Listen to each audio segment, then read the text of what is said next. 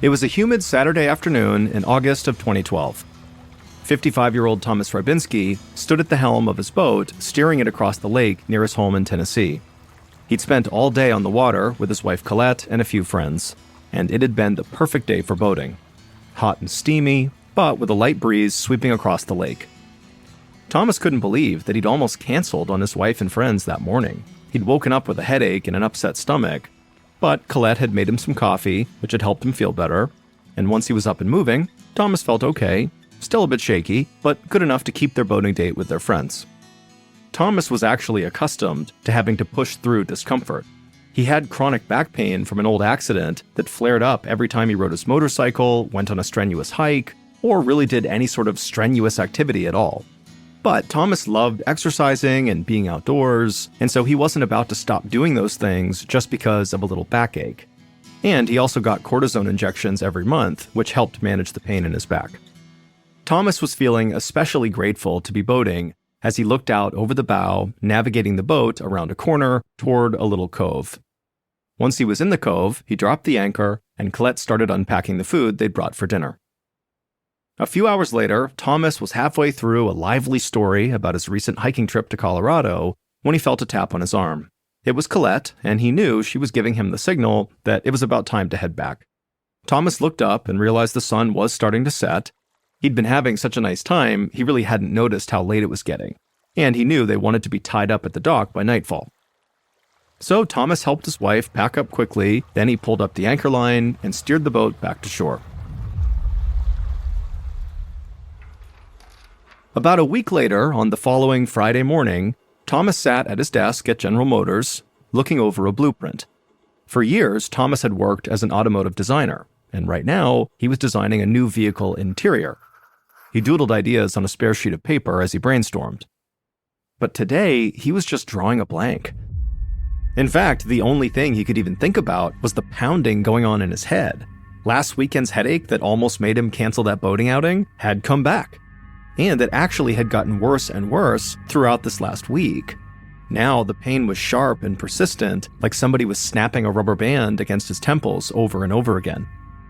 Thomas put his elbows on his desk and cradled his face, trying to block out the stark overhead lighting in his office. Thomas hated the idea of leaving work early, but for the first time in years, he was debating whether or not he should go home sick. But ultimately, after rubbing his eyes and thinking about it for a second, he decided he would just try to tough it out. If he was going to have a headache, he figured he'd rather have it here, where at least he could attempt to kind of occupy his mind for a moment by working on a project that he loved. But once the clock in his office finally reached 5 p.m., Thomas was so ready to get out of there. He packed up and headed home for the weekend, glad to have the next 2 days to rest up and recharge. But that weekend, his headache didn't go away. And on Sunday morning, Thomas awoke to some of the worst pain he'd ever felt in his life. He turned over in bed and told Colette that it felt like the inside of his head was about to explode. Colette looked totally shocked, and Thomas knew why. He never complained about pain. So for him to say something like this meant it must be really serious. And so Thomas didn't even argue when Colette told him they had to go see a doctor. About an hour later, at the Vanderbilt University Medical Center, a doctor named Annie Wilkins walked into an exam room. Thomas was her first patient of the day. He was sitting on the exam table, clutching his head with his hands, while Colette rubbed his back. And so from the moment Dr. Wilkins saw Thomas, she could tell he was in immense pain. Dr. Wilkins asked Thomas to lift his head up for a moment so she could give him a routine examination. But as Dr. Wilkins moved her finger around in front of Thomas's face, she noticed that his eyes were struggling to follow it. In fact, it didn't seem like Thomas could focus on anything at all. That lack of focus, coupled with this extreme headache he was describing, made Dr. Wilkins suspect that Thomas had an infection in his brain, a condition called meningitis. She wondered if he had been exposed to something out of the ordinary that could cause meningitis, and so she asked him if he'd traveled anywhere new recently. Thomas nodded and said actually he'd just gotten back from a hiking trip in Colorado, and that was a red flag to Dr. Wilkins. Anytime a patient mentioned hiking, she knew that tick bites could be a factor. Ticks can be infected with bacteria and viruses and can spread diseases through their bites. Dr. Wilkins wondered if maybe Thomas had been bitten by a tick in Colorado and developed something called Rocky Mountain spotted fever, whose symptoms include meningitis. To find out, Dr. Wilkins told Thomas that he would need to undergo a spinal tap so the lab could study his spinal fluid for signs of disease. First, she wanted to know whether or not he had meningitis, and then also whether or not Rocky Mountain spotted fever caused the meningitis. Thomas grimaced at the thought of a needle going into his spine, but the doctor told him really it was no big deal and they would have answers soon. About 90 minutes later, Dr. Wilkins received the first results from the spinal tap. Thomas did indeed have meningitis. So Dr. Wilkins asked a nurse to start Thomas on antibiotics right away, which would help reduce the swelling around Thomas's brain and his spinal cord. But about an hour later, Dr. Wilkins got a surprise when the rest of Thomas's lab results came back. Thomas's spinal fluid showed that he did not have Rocky Mountain spotted fever. In fact, there was no trace of any bacteria or virus in his spinal fluid at all, which left Dr. Wilkins feeling totally perplexed. She had been fairly confident that Thomas would test positive for Rocky Mountain spotted fever, and if not that, then definitely some other virus or bacteria. After all, viruses and bacteria cause the vast majority of meningitis cases.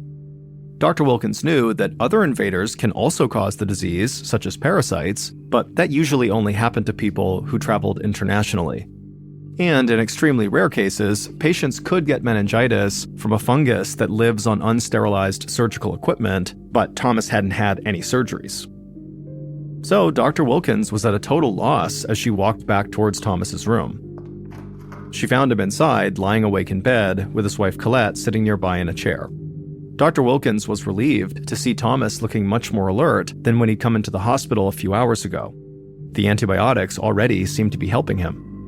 Colette stood to greet Dr. Wilkins and then quickly asked her if they knew what was wrong with her husband. But Dr. Wilkins had to be honest and said no, she didn't know yet. She was going to keep Thomas in the hospital for a few days. That way they could keep an eye on him as the antibiotics fought the infection. But she still did not know what had caused this infection in the first place. Over the next few days, Thomas steadily recovered, and on the 5th morning of his hospital stay, Dr. Wilkins was glad to see that Thomas was nearly back to his usual self. He wasn't in pain, and he no longer seemed groggy. Dr. Wilkins felt so confident about Thomas's condition that she actually discharged him from the hospital so he could finish recovering at home. 1 week later, on September 7th, an epidemiologist named Dr. April Petit returned to work at Vanderbilt University Medical Center after a week off. She began her day by looking over her patients' charts, and one caught her eye. Thomas Rybinski was back at the hospital and had just been transferred by Dr. Wilkins to Dr. Petit's care. Dr. Petit looked closer at his chart, and she saw that Thomas had been given a 2-week treatment of antibiotics to take at home, but after only a few days of that, he'd felt so sick that he had to come back to the hospital. Dr. Petit made her way to Thomas's room, and when she went inside, she saw Thomas laying in bed with a dazed look on his face. His wife Colette was sitting by his side, and she explained that Thomas had been acting confused all morning, and also, for the past few days, he'd been complaining of lower back pain. Dr. Petit nodded and then walked over to Thomas's bedside and gently asked him how he was feeling. And Thomas looked up at her, but he had this look on his face like he didn't understand the question. And then he just stayed silent. Dr. Petit frowned, knowing her job just got much more difficult because clearly Thomas was not going to be able to tell her exactly how he was feeling. All she'd have to go on was Thomas's medical records and anything Colette could tell her. Dr. Petit suspected that Thomas's meningitis must have flared up again. So she ordered an MRI of Thomas's spine and brain, as well as another spinal tap. She also started Thomas on a new cocktail of antibiotics, and she asked the lab to test his spinal cord fluid again to try to find the cause of this infection. Later that evening, Dr. Petit stopped by Thomas's room to check on him, and she was pleasantly surprised to see that he already seemed to be improving. But as she headed home that night, she couldn't help but still feel nervous for Thomas. After all, they thought he was getting better once before, and now he was back in the hospital, sicker than ever.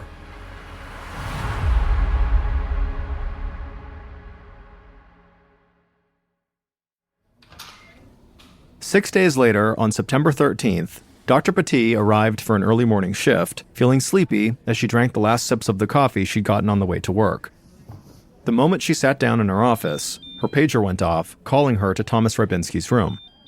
Dr. Petit had a bad feeling. Even though Thomas had improved slightly in his first afternoon back in the hospital, he was incoherent again by the next morning, just as Dr. Petit had feared. And he'd only been getting worse as the week wore on. When she arrived in his room and said hello to Thomas, she immediately noticed that the right side of his face was completely slack. His features were drooping, and Dr. Petit suspected that Thomas had suffered a stroke. And so she pressed the call button because Thomas would need a brain scan right now. An hour later, Dr. Petit received the brain scan results, which showed that the arteries at the back of Thomas's head were blocked. They also showed a pool of blood where Thomas's brain and spinal column met. Dr. Petit shook her head. Thomas definitely suffered a stroke. She knew that this damage was caused by something that was trying to invade Thomas's brain. But what was it? Thomas's spinal fluid was still free of bacteria and viruses. It made no sense. And yet there had to be some logical answer. Dr. Petit just needed to find it. The next morning, when Dr. Petit arrived at the hospital, she found a shocking lab result waiting for her. At last, she knew what was causing Thomas's meningitis. But the answer was truly bizarre.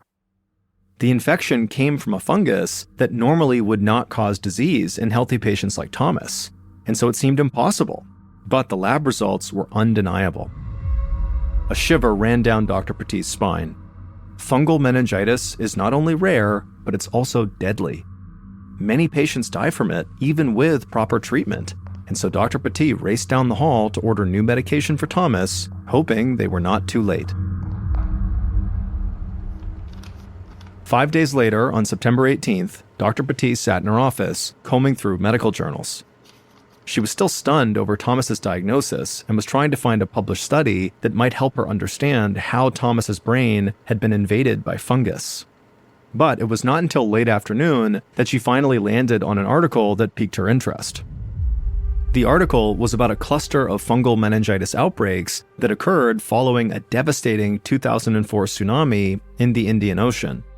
Following the tsunami, pregnant women began developing fungal meningitis after getting epidural shots in their spines with needles that had been stored in damp warehouses. The dampness turned out to be a breeding ground for fungus, which made these needles deadly. Dr. Petit wondered if something similar could have happened to Thomas, that he'd been injected with a fungus-covered needle. If that was the case, then other people might have gotten the same dangerous treatment. She began drafting an email to the Tennessee Department of Health. She needed to report Thomas's case right away. But as she typed, her pager went off. It was another alert about Thomas, and this time he was crashing. So Dr. Petit got up and raced out of her office and down the hall to Thomas's room, and when she went in there, she saw Colette in the corner crying, and a nurse who was right by Thomas's bedside preparing to intubate Thomas because Thomas had stopped breathing. That same afternoon, so on September 18th, Dr. Marion Kaner was answering emails from her desk at the Tennessee Department of Health, where she specialized in tracking infectious diseases. Dr. Kaner yawned and lifted her rimless glasses to rub her eyes. She was normally peppy and focused, but always seemed to get a bit tired when it was time to sign off for the day. But then an email labeled urgent popped into her inbox. The email was about Thomas Rybinski's rare case of fungal meningitis and his doctor's suspicion that it could have been caused by dirty needles. Dr. Petit had managed to stabilize Thomas, but he was in critical condition, and Dr. Petit was worried that others might get sick too. Initially, Dr. Kaner thought that Dr. Petit's worry about some kind of a fungal meningitis outbreak seemed far-fetched. That is, until she read a very interesting detail in Dr. Petit's letter. About 2 weeks before Thomas got sick, he had gone to a nearby clinic for a steroid injection to help with his chronic back pain. So it was at least possible that that clinic injected him with a dirty needle. Dr. Kaner was familiar with the clinic in question. She knew they saw about 160 patients each week, which meant that if one patient had been infected by a dirty needle, there were likely to be more cases. Dr. Kaner decided to launch an immediate investigation.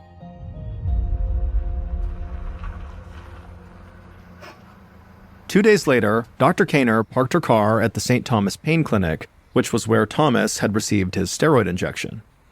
Earlier that morning, Dr. Kaner had received word that 2 additional patients had shown up at Tennessee hospitals with fungal meningitis, and both of them had also been treated at this St. Thomas Pain Clinic. Dr. Kaner called the clinic to inform them of the infections, as well as her suspicions that the pain clinic could be at fault. To her relief, the clinic director immediately volunteered to shut down until they could determine what was causing the meningitis. Dr. Kaner and a few colleagues got out of the car and walked inside the modern-looking clinic with big glass doors and tall windows. The clinic director came out into the waiting room to greet them. Dr. Kaner shook his hand and explained they would need to swab the entire clinic for signs of contamination. And the director said that was totally fine, take your time, and just said if you need anything from me, let me know. Dr. Kaner and her team followed the clinic director through the facility, which Dr. Kaner noticed was sparkling clean. The director showed her where supplies were kept, including syringes and needles. Then he walked them over to the industrial fridges where they kept the steroids and other medicines. The investigators took samples and got busy making sure everything was up to code. Meanwhile, Dr. Kaner kept an eye out for mold. She even got down on her hands and knees to inspect the refrigerators, but she found nothing. Dr. Kaner would still test the samples they'd collected, but she had to admit, the clinic appeared clean and safe. There were no expired steroids, no dirty instruments. It was clear the medical staff took great care of the place and followed protocol to a T. But for the purposes of Dr. Kaner's investigation, this actually was a big problem. Because if this clinic wasn't to blame for the 3 cases of fungal meningitis amongst the clinic patients, then something much bigger must be going on. Dr. Kaner thanked the clinic director before heading back to her office, knowing it was time to alert the Centers for Disease Control, or CDC, the agency that handles national disease outbreaks. A few days later, Dr. Kaner sat in a conference call with researchers from the CDC who were calling from their headquarters in Atlanta, Georgia. After first contacting the CDC, Dr. Kaner had reached out to medical professionals all across the state. So far, she had received word of 1 confirmed death and 5 cases of suspected fungal meningitis. All of the cases were linked somehow to the St. Thomas Pain Clinic, but investigators couldn't find any source of contamination there. CDC investigators raised the possibility that the clinic could have received supplies that were already contaminated when they arrived, so they had started to carefully track these suppliers for every single item used at that clinic. They were checking not just the needles, but also the syringes, anesthetics, surgical dye, even the trays used to hold the instruments. But despite several days of work, they still had not found the source of infection yet. As Dr. Kaner listened in on this conference call, one of the investigators in Atlanta reminded everybody on the call that many of the patients at the St. Thomas Pain Clinic had received steroid injections to relieve their discomfort. So, if the clinic's needles weren't dirty, then maybe the problem was actually the steroids themselves. Another CDC official then added that it would be easy enough to check because all of the clinic's steroids had all come from the same place, the New England Compounding Center, or NECC for short, which was located in Framingham, Massachusetts. The CDC investigators said they should let NECC know which steroid batches were being linked to the meningitis cases. That way the company could recall the batches immediately. And so Dr. Kaner suddenly felt hopeful. She left the conference call feeling certain that NECC would recall the drugs and this meningitis scare would soon be over. At 6 a.m. on October 2nd, so a couple of weeks after Dr. Kaner began her investigation, a U.S. Food and Drug Administration investigator named Stacy DeGarmo pulled into the NECC's parking lot. One of her colleagues sat in the passenger seat taking photographs. Thomas Rybinski, whose case started the investigation, had now passed away from his fungal meningitis. So now, at least 2 people in Tennessee had died after receiving the steroid injection compounded at the NECC, and there were 14 other cases identified across the nation. But it had the potential to get much, much worse because NECC shipped so many steroids all over the country. Dr. Kaner and the CDC investigators had learned that the NECC had distributed 17,675 vials of potentially contaminated steroids across 23 different states. The Food and Drug Administration, or FDA, had quickly gotten involved and almost immediately decided they needed to pay NECC a physical visit. Lead FDA investigator, DeGarmo, was certain she would find the answers they needed inside the sort of bland-looking brown brick building where the NECC was headquartered. As DeGarmo looked across the parking lot, she immediately saw something troubling.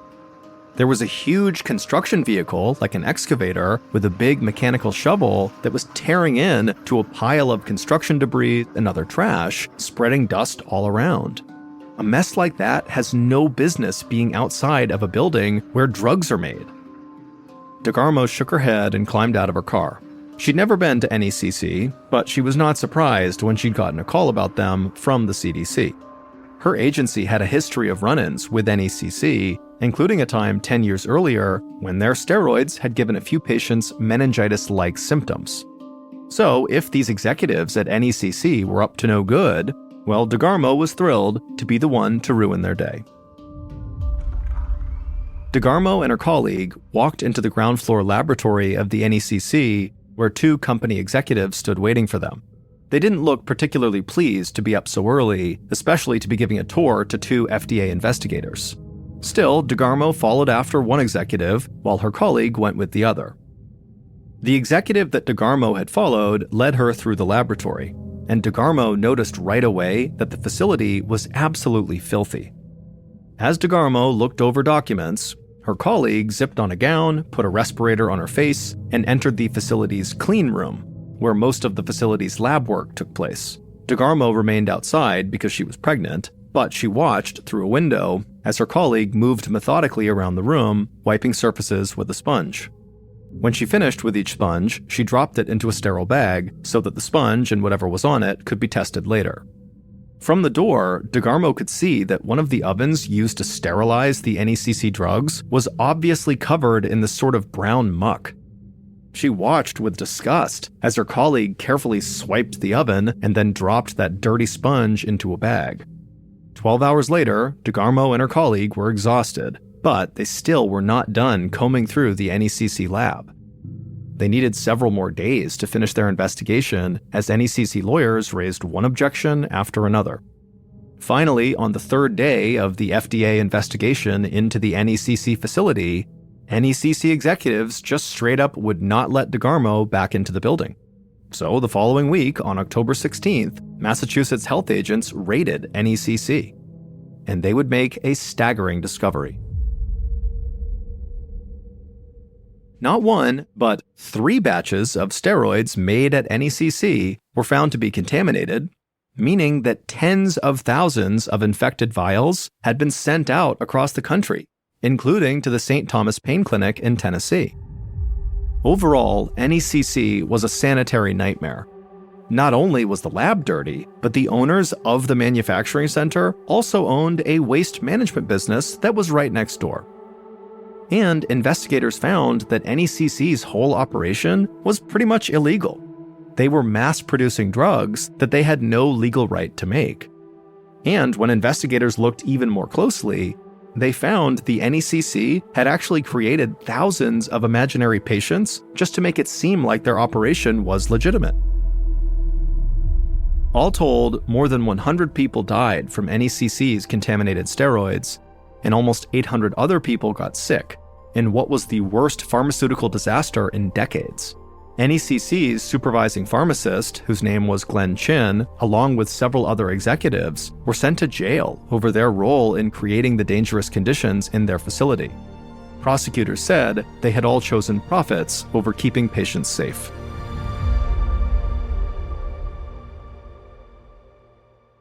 Margaret Douglas loved sitting out on the front porch of her neat gray house in Wadsworth, Ohio.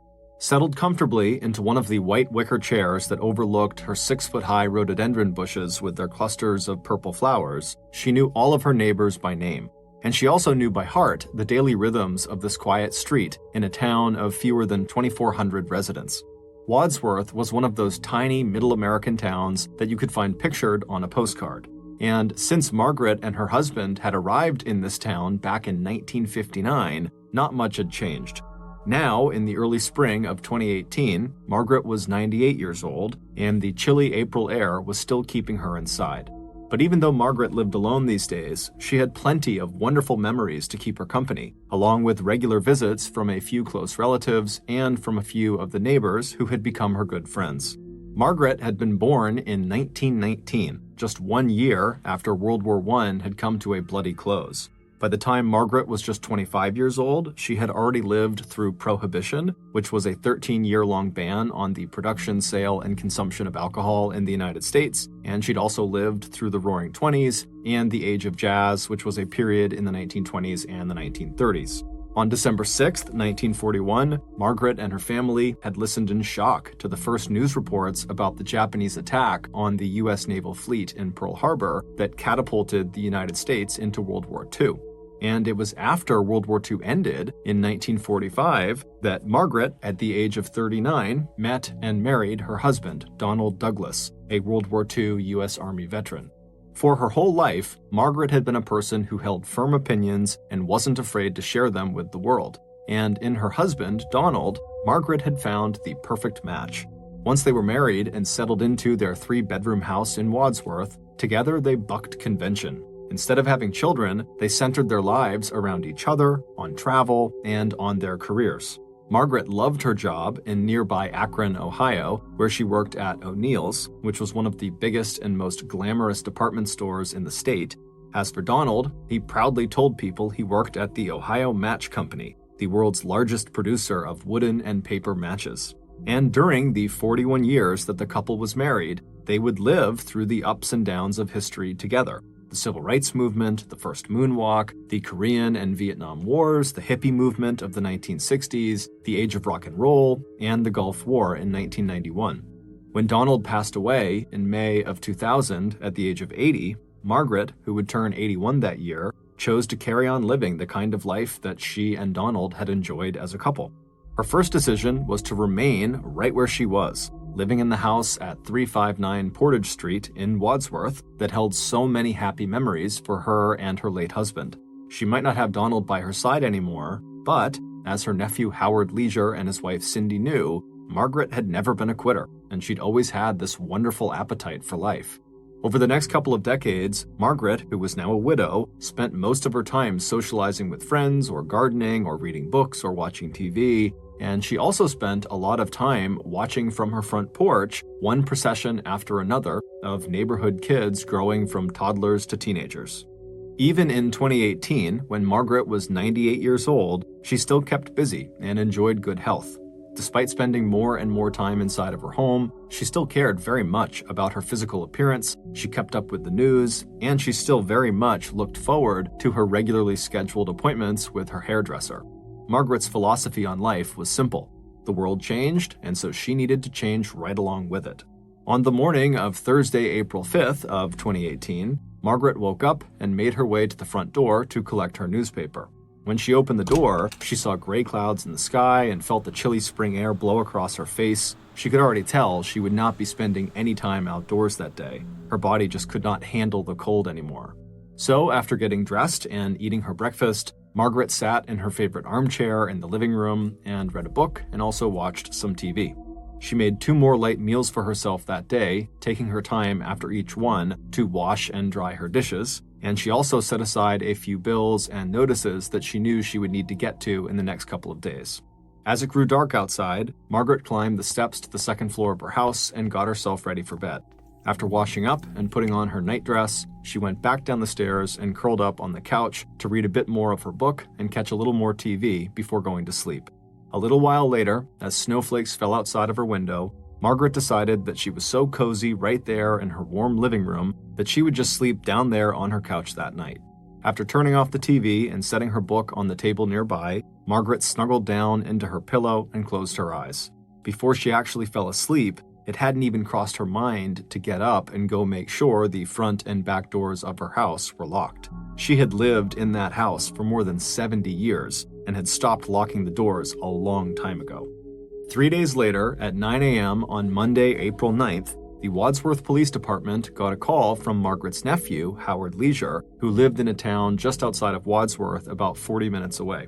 Howard told police that the day before, one of Margaret's neighbors had noticed newspapers were piling up against her front door, and when he, Howard, had tried calling her, she had not picked up, and considering her age, he was concerned about her. So, police immediately sent a patrol officer to 359 Portage Street for a welfare check. When officers arrived at Margaret's house, they found the front door was unlocked, so they stepped inside the residence and called out for Margaret, but the house was silent. They began searching the property, but there was no sign of a disturbance, nor was there any sign of Margaret, except that her walker, which she took everywhere with her, was still neatly tucked behind a well-used armchair in the living room. Finally, after searching the whole house and finding nothing, the police called back to their station and filed a missing person report. Then, the police who had done the search contacted Howard and his wife to inform them of the situation and to ask them to come to Wadsworth to assist in the search for Margaret. While police waited for Howard and Cindy to arrive at the house, they spoke with some neighbors who had gathered outside, and they would tell the police that the last time they had actually physically seen Margaret was a few days earlier on Thursday, April 5th. By late afternoon, Howard and Cindy had arrived at Margaret's house, and after speaking with police, they quickly walked up the front stairs and into Margaret's home. Inside, the first thing that Howard noticed was that the small red wallet that his aunt always carried with her or left on the little table next to her favorite armchair was missing. And a few minutes later, Howard opened the small downstairs closet, thinking maybe Margaret had left the wallet inside of a coat pocket that was hung up inside of that closet. But instead of finding Margaret's clothes hung neatly on hangers like they would normally be, the closet was a jumble of clothes piled on top of his aunt's vacuum cleaner on the ground. Peeking out from the bottom of the pile, Howard spotted one of the slippers his aunt often wore. Stooping down, Howard reached out and he grabbed it. Seconds later, the police and Cindy would hear Howard let out a scream of pure horror. They ran from the living room and found Howard on the ground, recoiling in shock and pointing at the open closet in front of him. Within minutes, there were dozens of police and emergency vehicles outside of 359 Portage Street. As neighbors looked out their windows to see what was happening on an otherwise cold and quiet Monday evening, a patrol officer was already blocking off the perimeter of Margaret's property with bright yellow crime scene tape. Inside, other officers wearing gloves and crime scene gear were gathered around the open door of that tiny downstairs closet, while Howard sat in another room, his wife's arm wrapped around his shaking shoulders while she tried to comfort him. When Howard had tugged on his aunt's slipper, he had felt a foot still inside of it. Moments later, police would discover Margaret's body, all but naked, crammed inside of this little closet underneath the pile of clothes. Her head, face down, was wedged into the back corner of the closet, while her backside was up in the air, her knees bent underneath her at a sharp angle. Margaret was deceased, and based on the condition of her body, it was obvious she had been the victim of a violent homicide. Within hours of discovering Margaret's body, investigators were combing Margaret's property looking for clues, and it wasn't long before they found their first important piece of physical evidence. It was a single food service type plastic glove with small traces of blood on it, and it looked like someone had recently dropped it in Margaret's backyard. But other than this glove, which was quickly sent off for testing, the police did not find anything else on the property that could help explain what had happened to Margaret or who was responsible for the attack. While patrol officers spread out around Margaret's neighborhood to talk with residents about any unusual activity or people in the area, detectives began considering possible motives for the crime. At first, it seemed like this had been a robbery because Margaret's red wallet was missing, but it would turn out that wallet was the only thing missing from Margaret's house, and it only contained a little bit of cash and some credit cards that had not even been used since Margaret was last spotted on Thursday, April 5th. So with robbery more or less ruled out, police began to wonder if, Margaret had enemies that might want her dead. But everyone the police spoke with said the same thing. Margaret got along with everyone. No one would want to hurt her. And so, with no obvious motive or suspect, the police simply began investigating everyone who was close to Margaret. They started with Howard and Cindy, but they were both quickly ruled out using their cell phone data. Police would also speak to other family members and friends, and they too would all be quickly ruled out as well. But when they started interviewing neighbors and former neighbors, one person stood out. His name was David Klinkenbach, and even after moving from the house next to Margaret's to a new address 2 miles away, David had continued to be the person who checked up on Margaret most frequently. He'd stop by her house a couple of times a week, and he helped take care of her weekly trash collection, moving her garbage containers to and from the street on trash day.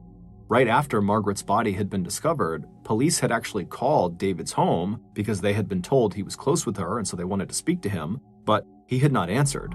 Instead, police found him right outside of her house, pacing around chain-smoking cigarettes and telling anyone who would listen that he was very nervous about his fingerprints being all over the inside of Margaret's home. When police spoke to him, he obsessively asked them how is the investigation going so far and what had they discovered inside of the house. So, feeling very suspicious of David, the police would bring him into the station for questioning, and pretty much right away, David began looking more and more suspicious. David seemed to have information about details of Margaret's death that had not been widely shared, like where exactly in her house she had been found and what she was wearing, and when answering police questions about how well he knew Margaret, David also surprised investigators with random comments on Margaret's appearance and the fact that, especially earlier in her life, she had been a very attractive woman. But by the end of Wednesday, April 11th, so 2 days after the discovery of Margaret's body, David would be ruled out as a suspect. The DNA results from the bloody glove that had been found in Margaret's backyard had come back, and the blood on them did not belong to David, nor did it belong to anyone the police had spoken with thus far. Additionally, Margaret's autopsy had come back, and her time of death was listed as sometime around Friday, April 6th, and the data from David's cell phone showed he was not near her property at that time. So now, with the residents of Wadsworth starting to press law enforcement for answers, police were forced to regroup and take a different approach to finding out who, in this quiet, pretty town, would have wanted to kill a seemingly harmless 98-year-old woman. The only thing that seemed even remotely promising as another possible lead were reports from neighbors that in the weeks leading up to Margaret's death, there had been a rash of minor car break-ins. Nothing very serious, just a few car owners who had told police that their unlocked vehicles had been rifled through and small items like change and dollar bills had been taken. But these crimes of opportunity made police wonder if the perpetrator had started to check for unlocked homes as well as unlocked cars. Maybe they had tried Margaret's front door, they had found it open, and before long, what started as a robbery turned into a murder. And when police started looking right around Margaret's house to see if around the time she was killed, had there been any car break-ins or had there been any other recent reports of suspicious or possibly criminal activity, they found something. A carjacking had been reported right near Margaret's house on April 8th, so this would have been 1 day before Margaret's body was found. So the police tracked down the person who owned the vehicle that had been stolen. The owner was a 50-year-old church worker named Paul Shalit. Police expected this interview to be fairly simple and straightforward, but it wasn't. When police visited Paul at his house and asked him to describe what happened, he came across as very nervous and evasive. He told investigators that he had been out driving and had seen a young man, maybe 18 or 19 years old, and he apparently was limping as he was walking down the sidewalk. And so Paul, being a good Samaritan, had slowed down and asked this young man if he needed help, and the young man had said yes, he did need help. So Paul said he had pulled his SUV over to the side of the curb and he had got out to help the injured young man.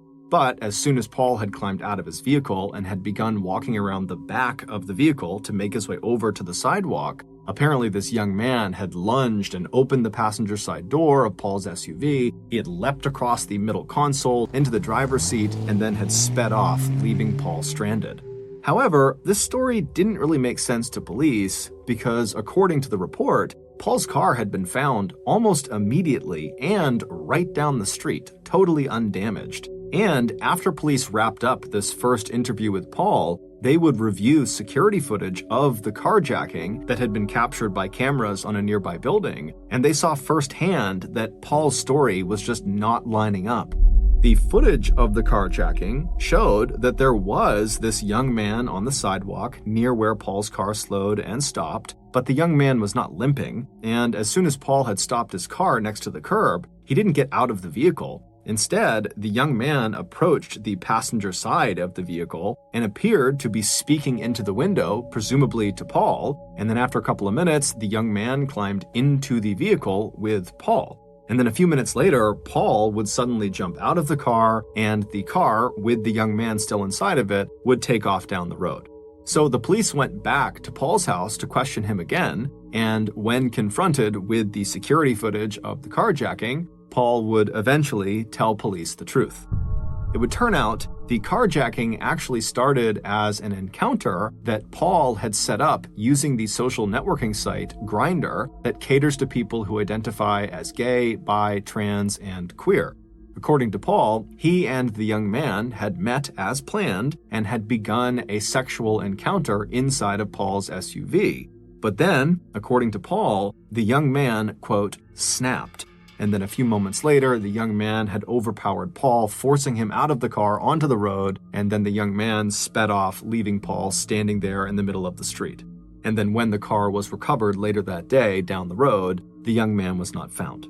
When asked by detectives to provide contact information for this young man/carjacker, Paul would tell them that he was so embarrassed about what had happened that he had actually deleted all remnants of this young man from his phone. Meaning he had completely deleted his Grindr account and so could not recover it, and he also had deleted the contact information for this young man that he had stored directly on his phone. So with no way of finding or identifying this carjacker, the police were forced to just wait and hope this mystery carjacker eventually turned up.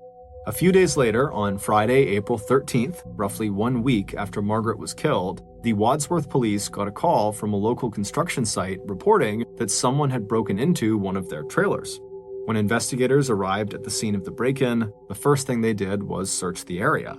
And behind the trailer that had been broken into was a cell phone lying in the dirt. The police would quickly unlock the phone and discover that its owner was a teenage boy whose name was already very familiar to Wadsworth police, Zach Thronson.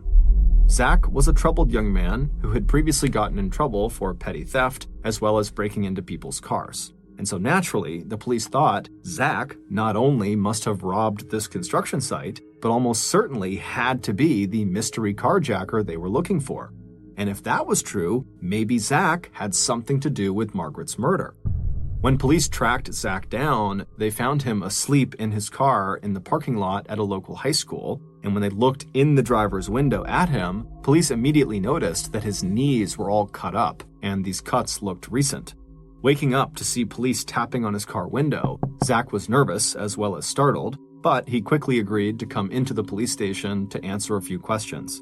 Initially, Zach denied that he had anything to do with the break-in at the construction site, but once police showed him his cell phone and they told him where they had found it, Zach's shoulders slumped and his head fell forward as he gripped his knees, and he took a deep breath as he stared at the floor, and then when he looked up again at the detectives, Zach sighed and said, "Okay, yes, I was at the construction site last night." But when investigators asked him if he had also committed the carjacking 5 days earlier, Zach seemed to perk up and said, "No, I really have no idea about that. I definitely did not steal anyone's car." And when police dug into this and really put him on the spot about it because they didn't really believe him, Zach stuck to his story and said, "Look, I've committed other robberies, but not this one." The police eventually believed him and just asked him point blank, "Okay, well, did you have anything to do with Margaret's murder?" And at this, Zach became extremely emphatic that of course he had heard about the murder, everyone had, but no way. It had nothing to do with that. By this point, Zach was totally rattled by the seriousness of the questions he was being asked. And so, likely just as a way of making himself seem a little bit less guilty and less suspicious, Zach started to throw his 17-year-old friend, Gavin Ramsey, under the bus. Zach said that Gavin had not only participated in every crime that Zach had, including the construction site break-in the night before, but also Gavin was the mastermind behind all of the crimes. And so if the police were thinking a local criminal had anything to do with the murder, well, they shouldn't talk to Zach. they should talk to Gavin. And the police would do just that. And when Gavin came to the police station, he did not arrive alone. Sitting next to him in the interrogation room was his mother, Christine. Gavin was the second oldest of her 4 sons, and she knew he was a troublemaker. Over the last 10 years, she had on several occasions enrolled her son in counseling, but she wasn't really sure if it was having an effect. It wasn't long into Gavin's interview before Gavin, like Zach, admitted that he had done some small stuff. He'd taken a little money from some cars recently, and he'd probably been the subject of a few noise complaints from neighbors, but that was it. When he was told that his friend Zach had placed him at the scene of the much more serious crime of breaking into the trailer at the construction site, Gavin hung his head momentarily, but then looked up and said, "Okay, yes, I was involved in that incident too." But when investigators asked Gavin if he had been involved in the carjacking on April 8th, Gavin's demeanor completely changed. He'd seemed almost comfortable talking about the petty theft and even the construction site break-in. But at the mention of this carjacking, he suddenly began shifting in his chair, and he leaned forward and he put his face in his hands. Gavin wasn't the only person in the room to have a strong reaction. After hearing about this carjacking, Gavin's mom looked at her son and said, "Carjacking? Really?" But once detectives began describing some of the details of the carjacking, how it had started with a sexual encounter between the carjacker and the victim, Paul, Christine suddenly became far less worried that her son had potentially committed a carjacking, and now was just worried that he had been potentially sexually assaulted during the carjacking. It was at this point, when his mother was really starting to get upset, that Gavin actually asked one of the investigators if he could just speak to them alone for a few minutes. And so, reluctantly, his mother and a patrol officer who had been in the room as well would leave the room. And then once Gavin was alone with the detectives, he would admit that, yes, he was the mystery carjacker. However, he wanted to correct a detail about that story, and he didn't want his mother to hear it. He told the detectives that he had agreed to meet Paul that night, but Gavin was not there to have sex with him. Instead, he had created a fake profile on Grindr to lure a gay man into meeting him so that he could rob them, and Paul was just the guy who had agreed to meet up. As far as Gavin was concerned, any man agreeing to meet a young man like him deserved whatever they got. When police felt satisfied that they had all the information they could get about the carjacking, they asked Gavin point blank if he had anything to do with Margaret's murder. And Gavin was just as adamant as his friend Zach that of course he knew about the murder. Everybody did, but he had nothing to do with it. The carjacking was his worst crime. Eventually, the detectives felt like they had gotten all the information they could from Gavin, and so they called his mother back into the room so they could release him. When she came back inside, the police told her that she and her son were free to leave for now, but before they left, the police would like to have a look at Gavin's cell phone. There was some information on there that could confirm some of the things he had told them, and so could she, his guardian, sign a consent form allowing them to do that. Gavin did not like this idea, but his mother did. She signed the form, and then moments later, the police had Gavin's phone, and the teenager and his mother were walking out of the station. A few hours later, the police would unlock Gavin's phone, and they would somewhat unintentionally discover something that shocked them to their core. Based on what they found on Gavin's phone, and on evidence that police would uncover over the next 72 hours following their conversation with Gavin, here is a reconstruction of what happened to 98-year-old Margaret Douglas on the day she died, April 6, 2018. At about 2 a.m. in the early morning hours of Friday, April 6th, Margaret's murderer walked the short distance from his house to her house. The temperature outside had dropped to about 30 degrees Fahrenheit, and it was snowing lightly. Margaret's street was a quiet one, each house separated from the curb by a wide strip of grass and a sidewalk, each house separated from its neighbor by a driveway leading to a detached garage. As the murderer reached the edge of Margaret's property, he looked in all directions to make sure no one was watching him, and then he quickly slipped down her driveway around to her backyard. Once there, he stepped up to the back door and peered through the glass. Inside, he could just make out the gleam of the metal sink set into the counter on the kitchen wall opposite him. Then he quietly turned the knob with a gloved hand. As he had hoped, the door was open, and a moment later, the intruder had stepped inside, out of the falling snow and the chilly air. After pausing for a minute to let his hands warm up and to look around and get his bearings, the intruder pulled his cell phone out of his pocket. He tapped the screen and entered his password, then he opened his camera and began taking a video. With his phone out in front of him recording, he began walking noiselessly through the kitchen toward the dining room. As he walked, the camera picked up how dimly lit the house was, with the only lights being from a few night lights and from street lights shining in through uncurtained windows. With the camera still rolling, he walked through the dining room and into the cozy living room in the front of the house. And there, fast asleep on her favorite sofa, was Margaret. She was dressed in slippers, a nightgown, and robe, her white hair arranged in short, neat curls around her face. The intruder stood there quietly for a few minutes, just drinking in the sight of her through the lens of his camera. Then, moving soundlessly around the blue-carpeted room, he began taking a series of videos of Margaret from different angles and different vantage points, listening all the while to her gentle, steady breathing. He felt a rush of excitement as he imagined the moment when he would wake her up and she would see him standing there in her house in the dark for the first time.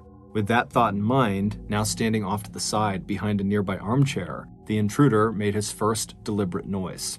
A cough. He heard the rustle of fabric, and then, through the camera viewfinder of his phone, he saw Margaret wake up. Staring ahead out into the darkness of her familiar living room, Margaret seemed instantly aware that suddenly she was not alone. The camera picked up her scratchy whisper. "Is someone there?" As she turned her head in his direction, the intruder stepped out of his hiding place. As he did, his camera caught an image of Margaret's face, the look of shock and fear as she realized that she'd been right, that she wasn't alone, that someone was in the room with her. But before Margaret could raise herself from the couch, the intruder stepped closer to her.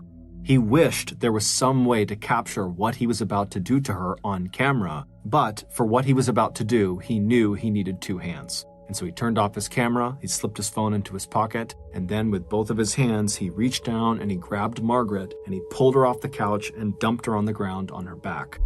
And then he stepped on top of her and then crouched down, straddling her chest, and then he reached down and he put two hands around her neck and he began to squeeze. He knew there were many other ways to kill someone, but he didn't want to use a weapon that would put distance between him and his victim.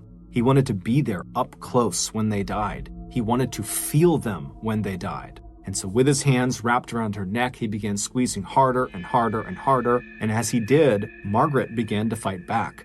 Even at 98 years old, Margaret was still strong and sturdy, her hands reaching up to pull his fingers away as she rolled from side to side, trying to get out from under her attacker. But he was just too strong, and he kept squeezing harder and harder. As soon as Margaret started to go limp from a lack of oxygen, the killer released her neck. Barely alive and barely breathing, Margaret had no strength left to try to get away, so she just laid there on her back, still. As she did, her killer, who was still straddling her chest, looked down at her with immense pleasure. Then he balled each of his gloved hands into fists and began punching her face over and over and over again.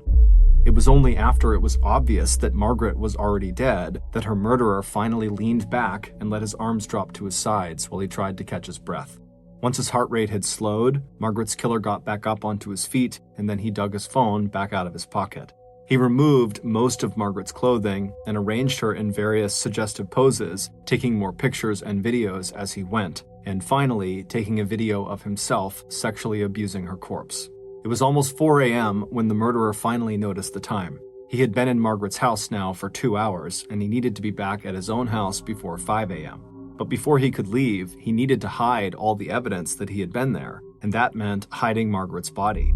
Looking around the room, he spotted a small closet just to the right of the front door. Dragging her body across the room, he opened the closet door, and pushing and shoving, he finally managed to cram her body into the tiny space. After covering her with clothes and the vacuum cleaner, the murderer shut the door on her. Before leaving, the killer looked around the house one more time and noticed Margaret's bright red wallet sitting on an end table. Moving quickly now, he stepped over to the table, he pocketed the wallet, and then he headed for the back door of the house. Once outside again, the killer pulled off his blood-smeared plastic gloves and stuffed them inside of his jacket pockets. Just a few minutes later, the murderer was slipping quietly back into his own bedroom, just 5 houses away. What he didn't realize is that one of his bloody gloves that he had stuffed into his pockets had actually fallen out and was now laying in Margaret's backyard. 1 week later, on Friday, April 13th, after Gavin and his mother had left the police station, Wadsworth police would unlock Gavin's cell phone, and as they began looking through it, they found a folder labeled Dark.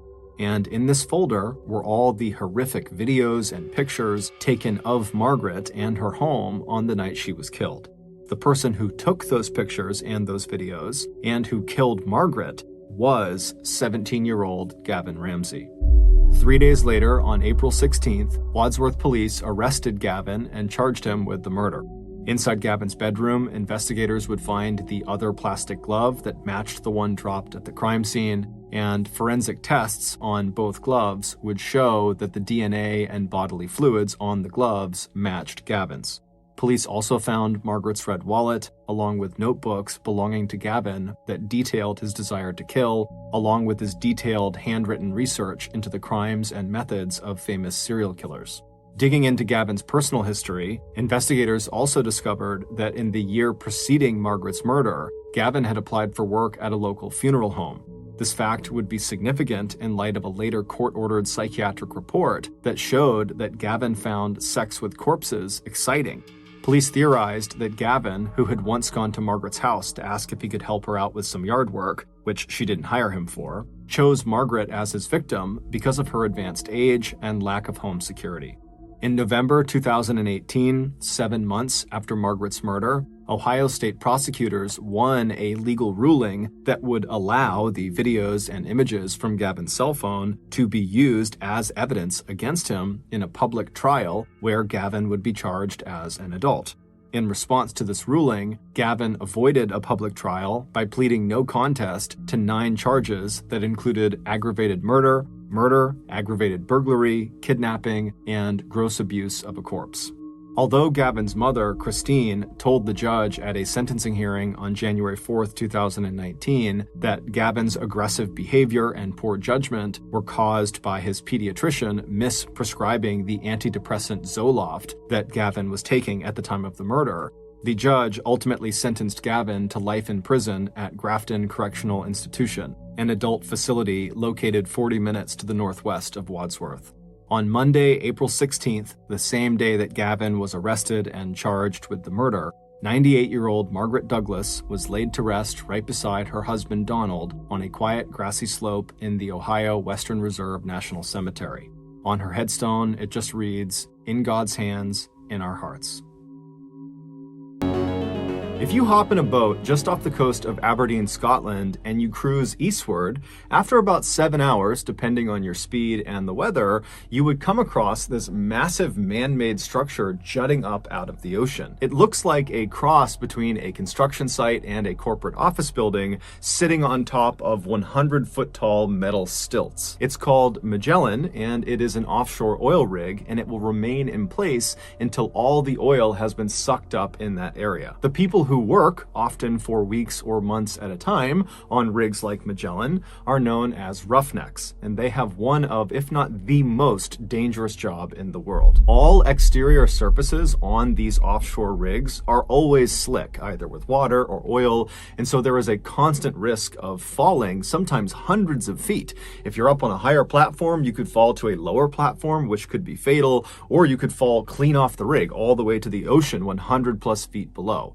If you add in some bad windy weather, the risk of falling increases tenfold. Also, the crude oil that these roughnecks are drilling for is highly combustible, and so fires are a huge concern as well. And if that wasn't risky enough, there's also this phenomenon known as a blowout, where basically the oil well that the drill is actually drilling into will just explode. Now, all rigs have some sort of mitigating equipment to try to save themselves in case this occurs, but in reality, if it happens and you are unfortunately near the drill when it happens, you are likely to be killed or maimed. While the downsides of working on an oil rig are fairly obvious, the upsides are too, namely your pay is fantastic. In 2000, a 41-year-old father of 2 named Gordon Moffat was a roughneck working on the Magellan. His primary job was to perform maintenance on the drill.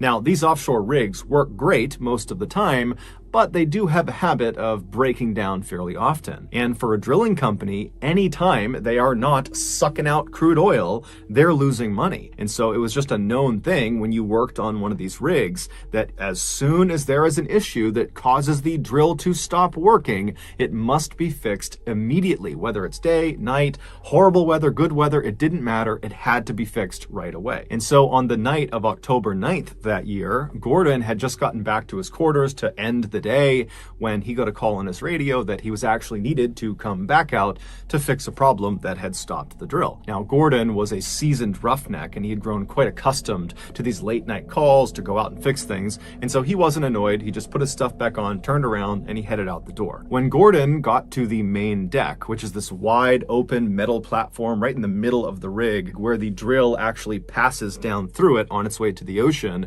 when he got to the main deck, he was met by some of his co-workers who told him where he would need to go. The cabling that needed fixing was located right below the main deck. However, it was not accessible from the main deck. In order for Gordon to get to it, he would need to go down to the next lowest platform from the main deck. Basically, he would need to hop in an elevator and go down one floor. And from this lower deck, the crew on the main deck would lower down a harness attached to a long wire. They would feed it down through this hole in the main deck platform called a mouse hole. It was about 10 inches across, and they would feed it down, and he would grab the harness, he would put it on, and then he would signal up to the main deck crew who could literally see him through this mouse hole. They would turn around and they would signal somebody called the hoist operator, and they were located above the main deck, slightly back. They couldn't actually see Gordon, so they're relying on communications with the people on the main deck. And the hoist operator would start their winch, and a winch basically reels in the wire that was connected to the harness that was on Gordon. And so once the hoist operator was informed, he'd turn on the winch, and then Gordon would be raised up until he could access these cables, and then he'd do his maintenance and be lowered back down, and that would be it. Now, Gordon and the crew had done maintenance using this winch system many times before, so this was a very routine fix. So Gordon made his way from the main deck down to the slightly lower deck, and he looked up at the mouse hole, and he watched as the main deck crew members lowered the harness with the wire attached to it down through the mouse hole. And so Gordon grabbed the harness, he put it around his waist, and he secured it. And after he was sure it was on correctly, he signaled up to the crew on the main deck that he was ready to start, and they in turn turned around. They flagged the hoist operator who started the winch. And so very slowly, Gordon was lifted off the platform he was standing on, and he was brought up after several minutes, all the way up about 10 feet to access these cables. And as soon as he was parallel with them, he waved to the main deck crew, who were not far from him at this point, and he said, "I'm good." And so they turned around, they told the hoist operator, who stopped the winch. And so Gordon got his tools out and he began working on these cables, and the whole time he's trying to stay in one place because the wind is whipping through and he's kind of dangling and swinging around. And then eventually he finishes the repair, the cables are good, and so he signals the crew on the main deck through the mouse hole that he was good to go. "You can lower me back down now." And so the main deck crew, they turn, they wave to the hoist operator to go ahead and lower Gordon, and the hoist operator, he gives the thumbs up and he starts the winch. However, the hoist operator accidentally forgot to switch the direction of the winch. And so when he started it again, instead of the winch spooling the wire out and lowering Gordon, it continued to reel the wire in, pulling Gordon upward. Now, the winch did not move very quickly, and so it wasn't like Gordon is rocketing up towards the mouse hole.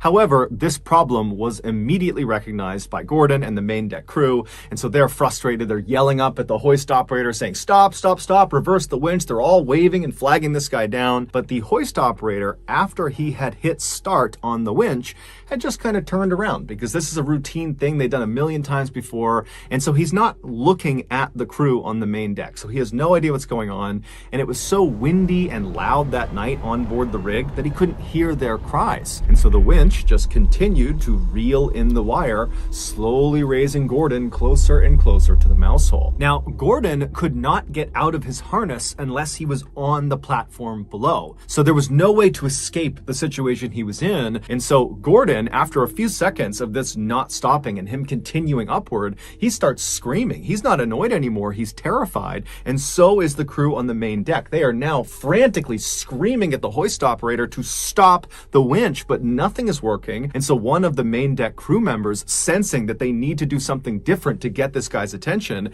he runs away from where the mouse hole is to this nearby phone. And this phone is connected up to the hoist operator station, and he picks it up and it starts dialing. Up in the hoist operator station, he's still not paying attention when the phone rings. He grabs the phone, puts it to his ear, and immediately he's hit with screams to stop the winch. And so the hoist operator, totally confused, whips around and hits stop on the winch. But it was too late. Just a few moments earlier, Gordon had finally been pulled all the way up right to the entrance of the underside of this mouse hole. And as he reached this hole, he tried to position himself in a vertical position so that maybe he could slip his upper body into the hole and he could just kind of slide through the hole. He'd still be hurt by it, but it would limit the damage. However, because of his harness being on his waist right in front of him, he couldn't get himself into a vertical position. He could only lay back in a horizontal one. And so when he reached the underside of the main deck and he's looking right at this mouse hole, he just put his arms and his legs out and tried to push himself back as if he could fight the winch and keep himself from going into this hole. But there was nothing he could do. And so his pelvis first was pulled into the 10-inch hole. And as his body begins to literally break in half, he's screaming out in pain. And then by the time the hoist operator had hit stop, Gordon was already deceased, and only a section of his torso actually made it up through the hole. Gordon's company was found guilty of being blatantly delinquent on many safety protocols, and so they were fined £60,000, and then they paid an undisclosed amount to Gordon's family.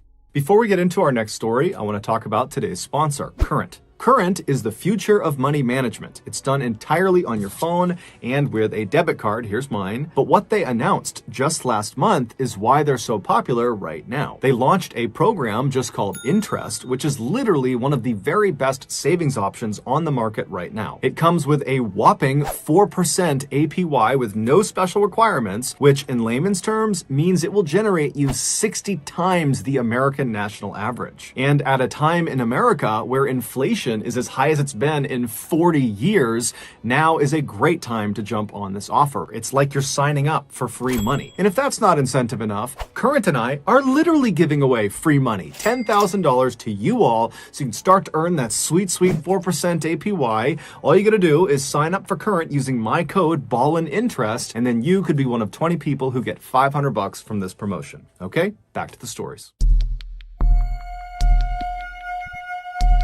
In October of 1994, a middle-aged man named Ivan, who lived in Estonia, which is a country in Northern Europe, was walking in this forest looking for firewood. This forest butted up against the town he lived in, which was called Timiku, and so as a result of his proximity to it, he had spent a lot of time in these woods over the years.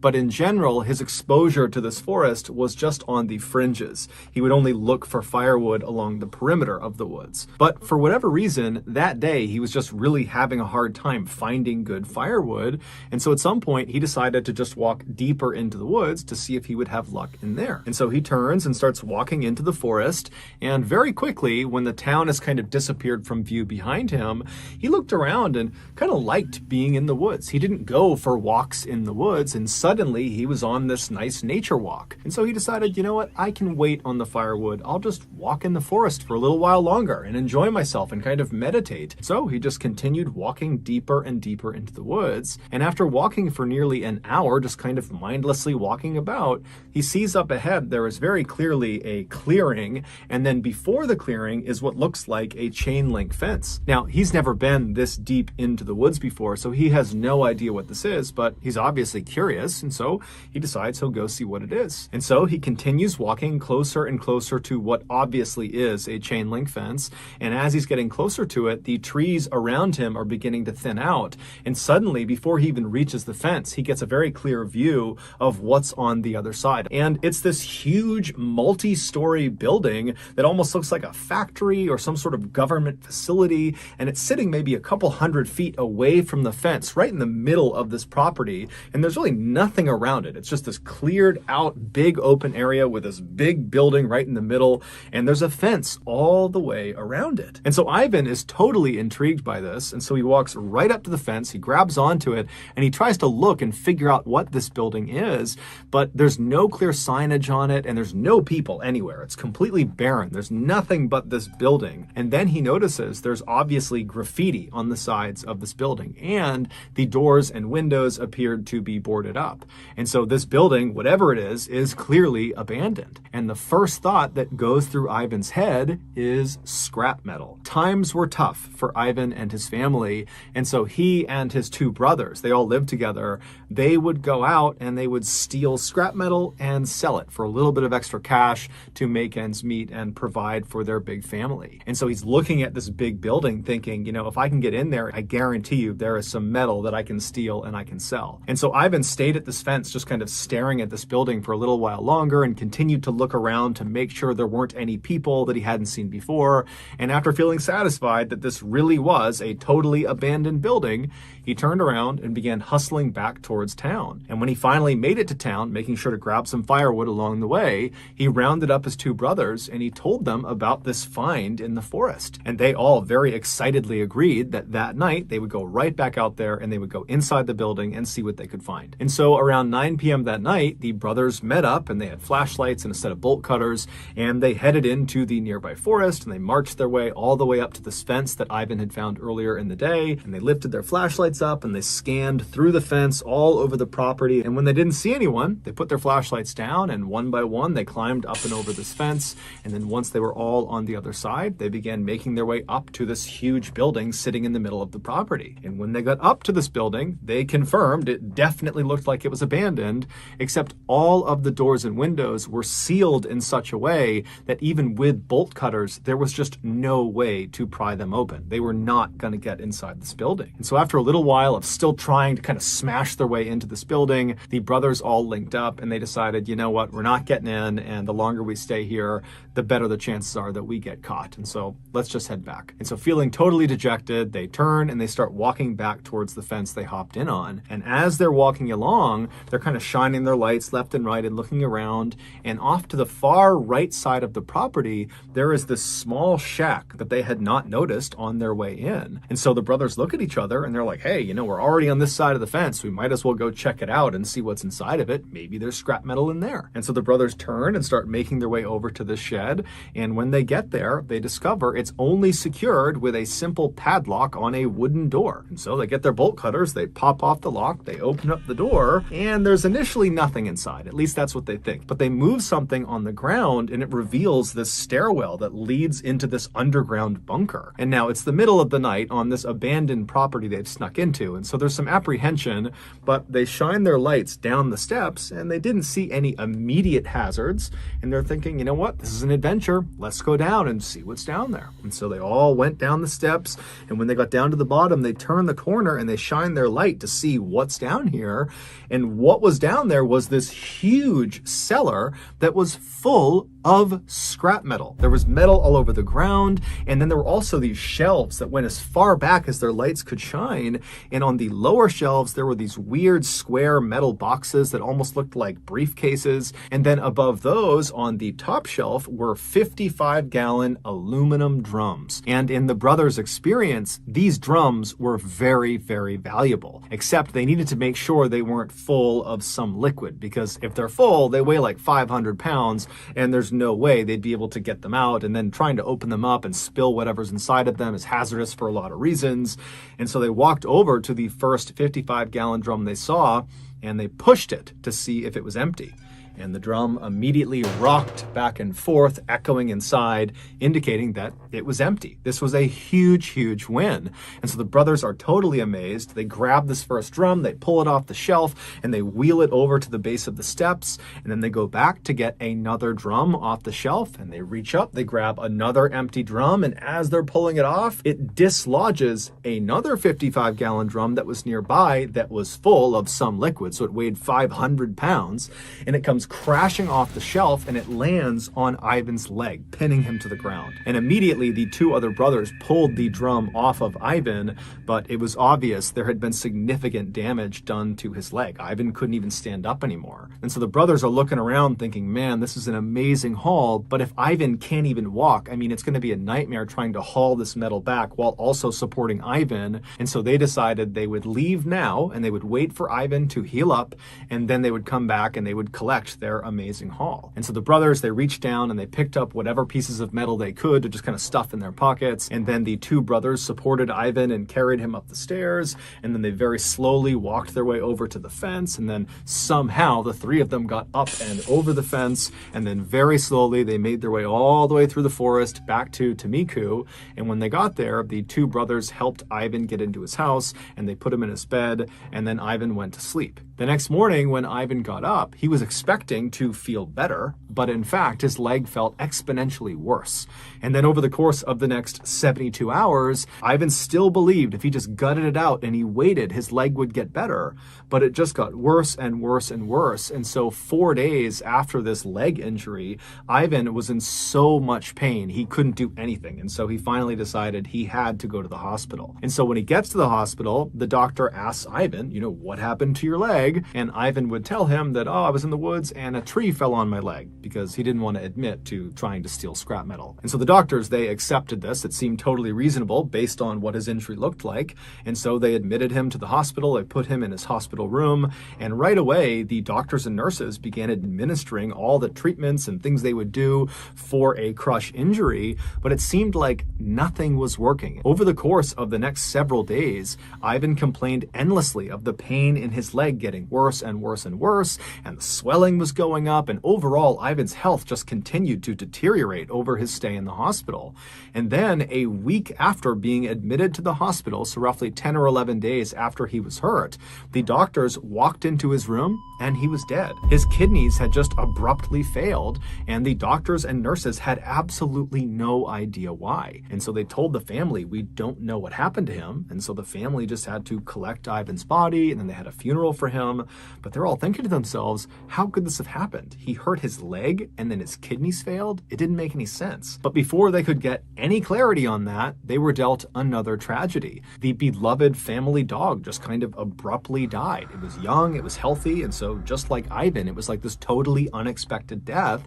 And so once again, the family's asking, what's going on here? And then just a couple of days after that, Ivan's stepson came downstairs one morning complaining of feeling sick. And when his family looked at his hands, they were blistered and covered in boils and looked like he had just reached his hands into a fire or something. But he would tell his family, I didn't do that. I don't know what's going on with my hands. I don't know why I feel so sick. And so the family rushed the boy to the hospital, and naturally the doctors asked him, how did your hands get this way? What happened to you? And the boy would say, I don't know. But over the course of this initial discussion with doctors, the boy would tell them that over the last couple of days, he had been sifting through his stepfather, Ivan's possessions, and he had actually been using some of Ivan's tools from his toolbox. Now, the doctors were already aware of the strangeness around Ivan's death, and they were aware of the sudden passing of the family dog, and now they're seeing this boy who is showing up with these strange symptoms for no particular reason. And so the doctors knew something was off. And so on a hunch, they contacted the authorities and they told them what they thought. And then later that day, the authorities showed up at Ivan's family's house, and when they got out of the car, they were covered head to toe in white hazardous materials suits, and they told the family to evacuate the house for their safety. And then these people in suits got out these special wands and tools, and they marched into the family home, and immediately all their equipment led them to this one particular closet near the kitchen. And when they opened it up, in the closet was Ivan's toolbox, the same one the boy had been handling over the past couple of days. And when they opened that up, they found there were lots of normal tools you would expect inside of a toolbox, and they discovered one strange piece of scrap metal. It was the only piece of scrap metal that Ivan had grabbed off the floor of that cellar and tucked in his pocket before he and his brothers had left. And then after Ivan had passed away, his stepson had been going through his things and he had discovered this piece of scrap metal, and for whatever reason he had transferred it from the jacket to Ivan's toolbox. What Ivan and his family didn't know was that that piece of metal was extremely dangerous because it came not from some abandoned building on some abandoned property in the middle of the forest. It came from an abandoned nuclear waste storage facility. That is what Ivan and his brothers had snuck onto. But because Ivan and his brothers had hopped over that side fence, they didn't see any of the warning signs that are posted on the front of the front gates telling people to stay back. Inside that cellar that the brothers were in, those small metal briefcase looking things on the lower shelves were shields for radiation. Inside of each of them was radioactive metal. And when that full 55-gallon drum came crashing off the shelf and smashed into Ivan's leg, his leg was not the only thing it smashed into. It smashed into one of those metal briefcases and broke it open, sending the radioactive metal inside of it flying out, and it landed right next to Ivan on the ground. And so when the brothers scrambled to pick up whatever loose scrap metal there was on the ground, Ivan unfortunately grabbed one piece, and it was the radioactive one. By the time Ivan finally got back to his house, he was actually already dead. He just didn't know it yet. That piece of metal had been inside of his jacket pocket, and it had been pressed against his body long enough that he had been dealt a fatal dose of radiation. There was nothing anybody could have done, even if they knew what had happened to him. As for the dog, it used to sleep on Ivan's jacket, and it did so when this piece of scrap metal was inside of it, and so it too died of radiation poisoning. As for Ivan's stepson, the reason his hands had been so badly burned and why he had become so sick, that was just from his brief exchange of touching the piece of scrap metal and then putting it in Ivan's toolbox. That alone had done that much damage to him. When the doctors considered the strangeness of Ivan's death, the dog's death, and now this boy's symptoms, they did suspect radiation poisoning, and so that was how the authorities were able to get to their house and very quickly locate that toolbox. Amazingly, Ivan's stepson and the rest of Ivan's family, including his two brothers, would make full recoveries. However, several months after this event and after authorities had come in and said their house was clear of radiation, the grandmother would suddenly die totally unexpectedly. She was healthy, nothing was wrong with her, and so even though it was not officially cited as having been caused by radiation, many people believe it's from the exposure she had to this piece of scrap metal. In 2017, 71-year-old Bernard Gore was a retiree living in Tasmania, which is an island state of Australia. In January of that year, he and his wife of 50 years, Angela, decided to go visit their daughter who lived in Sydney, Australia. Now, they made this trip with some regularity, and they developed a sort of routine for every time they visited. They would land in Sydney, and then the first day they would spend it entirely with their daughter at her house. And then the next day, Angela would get up early, and she would head out into town and do some shopping on her own. And then sometime in the afternoon, Bernard would head out and he would meet up with her for lunch at a very popular spot. It was called the Westfield Center Mall, and they had an amazing food court. So on January 5th of that year, Bernard and Angela, they land in Sydney, and like they always did, they went straight to their daughter's house and they spent the day with her. And then early the next morning, Angela got up and she headed out to do her shopping. And before she left, she confirmed with her husband that they would meet up for lunch at Westfield Center Mall. Now, as it happened that day, Angela actually chose to do her shopping at Westfield Center Mall. And so she was there around lunchtime when she was supposed to meet Bernard. And so when she looked at her watch and she realized it was time to meet him, she just simply stepped out of the shop she was in and headed over to the food court. And when she got there, she found their meeting spot. It was in front of one of their favorite restaurants. And she sat down and then she scanned around looking for her husband. But inside of this busy food court, she couldn't see him. And so she looked at her watch again and she realized she was a couple of minutes early. And so she grabbed a menu and she began looking for what she was going to order while she waited for him to show up. But 15 minutes would go by and Bernard would not show up. And so now he was late. And so Angela, at this point, she pulls her phone out and she tries calling her husband, but he didn't answer. However, that was kind of common for Bernard, so not necessarily a red flag. Angela would continue to try calling her husband for the next several minutes, and each time he would not answer. And so eventually Angela just gets frustrated and she's thinking to herself, maybe he just got sidetracked and he's walking around the mall somewhere, because Bernard was known for being a big window shopper. And as soon as Angela thought that, she was like, that's got to be it. And it was so frustrating for her that he had just totally blown off their lunch date. And so she stands up, she abandons her table, she's totally annoyed, and she heads out into the main shopping area to go find her husband. And so she's walking along, looking in each of the windows, expecting to see her husband. And at the same time, she's looking over her shoulder back towards the food court to see if maybe Bernard had shown up. But after 30 minutes of wandering around kind of right near the food court and not seeing him anywhere, Angela thinks to herself, you know what?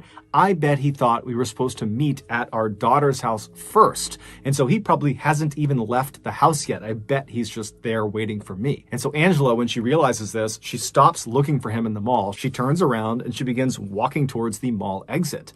But before she reaches the exit door, a terrifying thought crosses her mind. What if Bernard got confused and has no idea where he is right now? A recent unfortunate development for Bernard was that he was showing early signs of dementia. It hadn't fully taken a hold of him yet, but he was clearly starting to forget things that he shouldn't. And so as soon as Angela thought of this, she went from being annoyed with her husband to being very worried about her husband.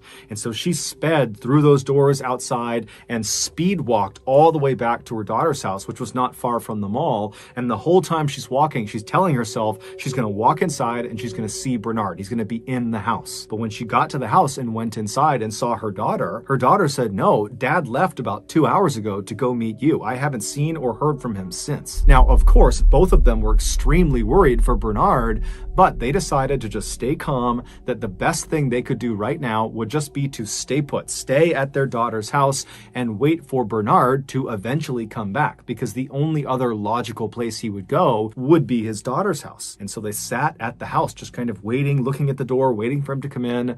But he didn't, and by 8 p.m., 6 hours after anybody had last seen Bernard, he still had not shown up. They couldn't get in touch with him, and so Angela called the police and reported him missing. Immediately, the police contacted the Westfield Center Mall security team and said, hey, we're looking for this guy, and they went right down to the food court where Bernard and Angela had said they were going to meet, and the mall security team walked all around, and they walked into all the nearby shops and kind of scanned the immediate vicinity near their meeting spot. But they reported back to police that there was no sign of Bernard. And they would also tell police that after reviewing their camera footage, and this mall had hundreds of cameras covering every angle, inside and out, everything is covered. They would tell police, after reviewing the footage, we didn't see Bernard enter or exit the mall at any point today. He was not here. And so the police, they take this information and they go back to Angela that night and they say, hey, look, we talked to the mall, and based on their security footage, they have no record of Bernard ever being in the mall. Do you have any idea where he could have gone? And Angela would say, no, the only places would have been the mall or maybe at our daughter's house. This is also when Angela explained to police that her husband had early signs of dementia, and so it was possible that he might have just gotten confused and he could be out on the street somewhere. But she assured the police that her husband, whenever this happened, whenever he got confused, he would just sit down and he would try to ask for help from anybody passing by, or he would just sit where he was and he would wait for his family to come find him. And so with this knowledge, the police went back out and they widened their search and they began looking in all the areas that were within walking distance of the Westfield Center Mall. At the same time, Angela and her daughter began trying to retrace Bernard's footsteps from the daughter's home in the direction of the Westfield Center Mall to see if maybe there was something obvious along the route that might have sidetracked him and kind of led him astray, and that maybe he'd be somewhere else in those directions.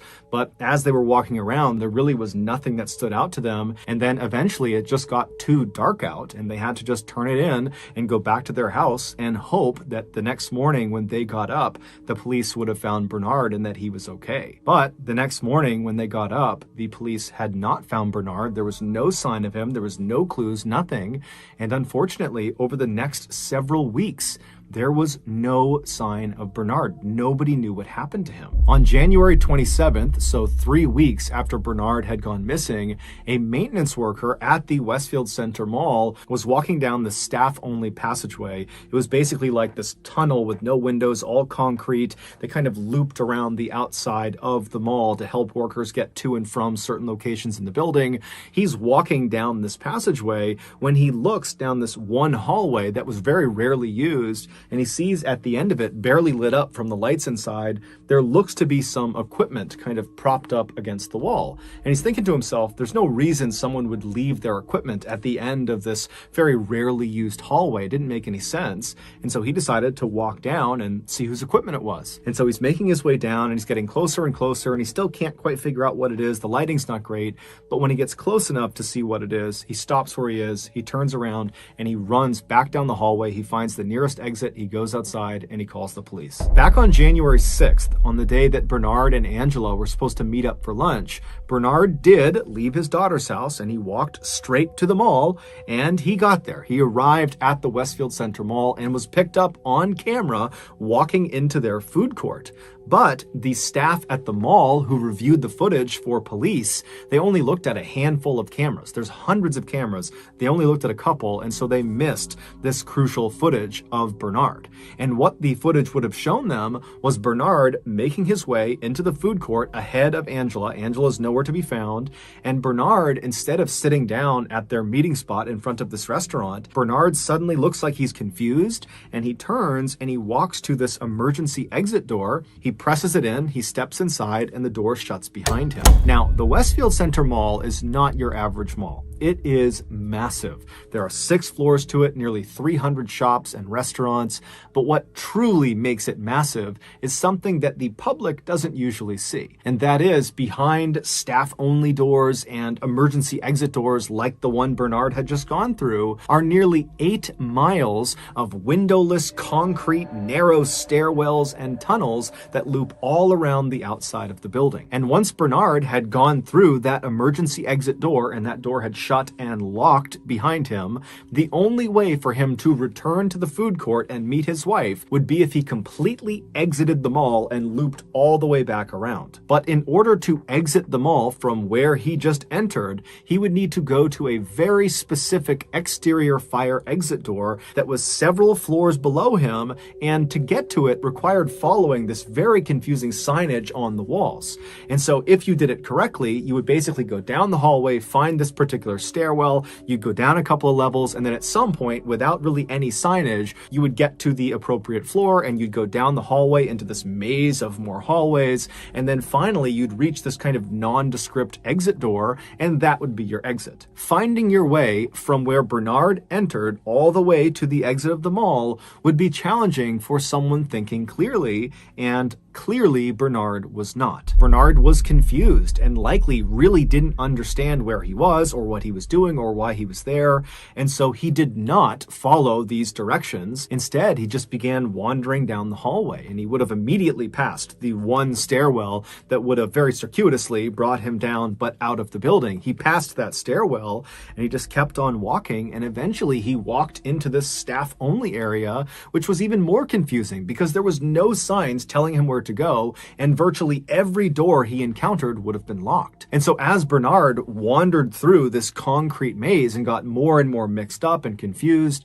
he most likely began yelling out for help. But his sound could not have penetrated the walls, which means the only people who could have heard his cries would have been people inside the hallway with him. And unfortunately, this section of tunnels that Bernard had found himself in was rarely, if ever, used by any of the staff. And to make matters worse, the mall security guards were supposed to come in and do regular checks of all these 8 miles of tunnels and stairwells, specifically to see if people got lost in them.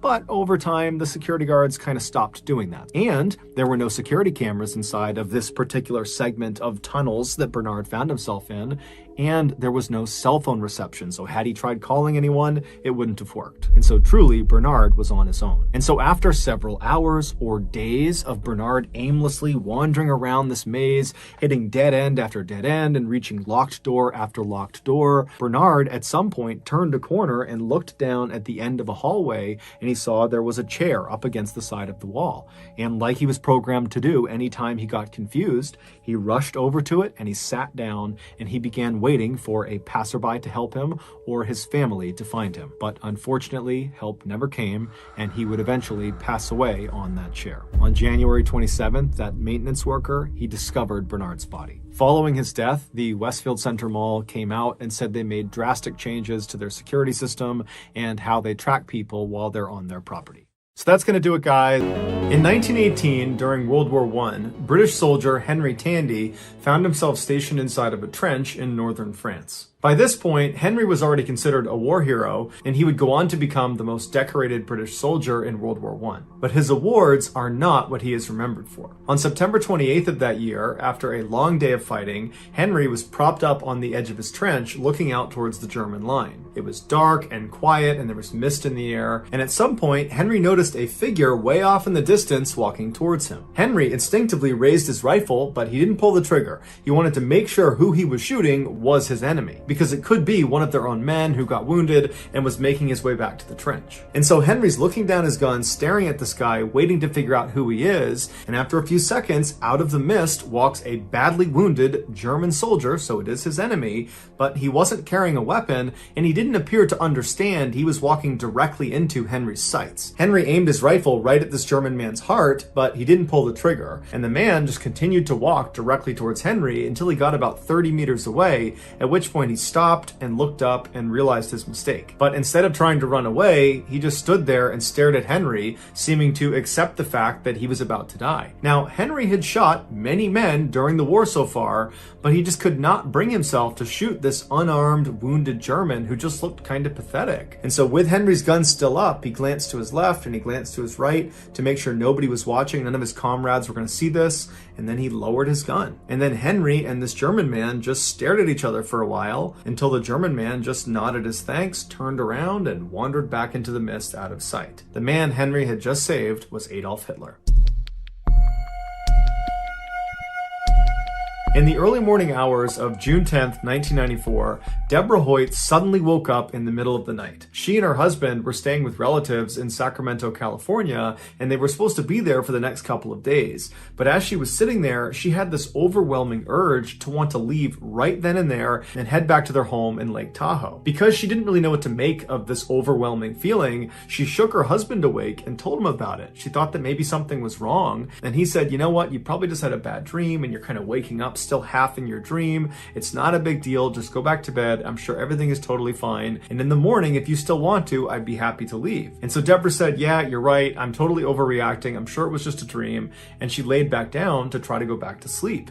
But as she laid there, that sense of dread that something was wrong and that she had to leave right now, it was just growing and growing and growing until she just jumped out of the bed and she's just standing in the room and she says to her husband, honey, we gotta go right now. I don't know what's wrong, but we gotta go right now. And her husband did not want to go. And he said, come on, Deborah, get back in bed. It's not a big deal. But she was adamant. She said, get out of bed. We're leaving right now. And so begrudgingly, her husband said, okay, we'll leave right now. And so the two of them hastily packed up and then went downstairs and left a note for their relatives explaining their absence, and then they got in their car and they drove off. After a little while, the couple reached a very dangerous section of their journey back home. It was called Bullion Bend, and it was a very windy road up in the mountains where one wrong turn and you're going flying down the side of a mountain. After driving through this area for about 15 minutes, they rounded a particularly sharp turn, and as soon as they made the turn and could look down the road, Deborah, who was in the passenger seat, she saw up ahead on the right, off the side of the road several feet,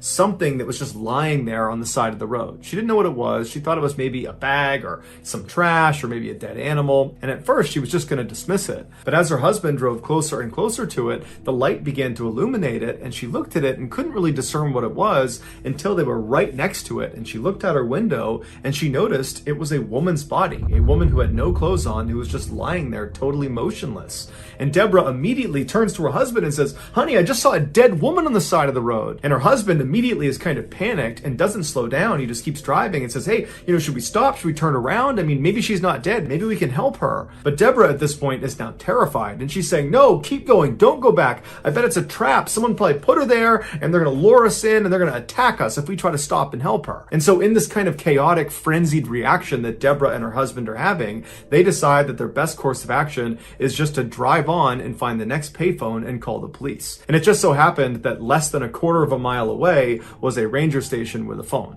And so they pull into the parking lot and Deborah calls the police. The police tell her to wait inside of her car and they'll be out in a couple of minutes, and they're going to need her to bring them up to where she saw this body.